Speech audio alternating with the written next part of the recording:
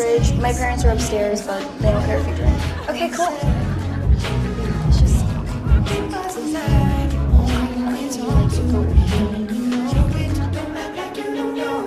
All of these things people told me keep messing with my head. I hate that shit. What do you smoke? I smoke hand-rolled cigarettes. Never industrially produced, never cloves. What's wrong with cloves? Can't inhale cloves, what's the point? Oh, You're not supposed to. well, cloves were what I first smoked when I was young, so, you know, it's a force of habit.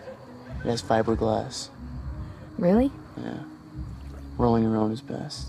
Also, like, I'm trying to, as much as possible, not participate in our economy.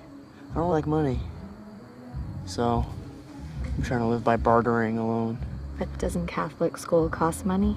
Yeah, the diocese were super into it. It mattered to my dad that I go to Xavier, so just trying to make him happy.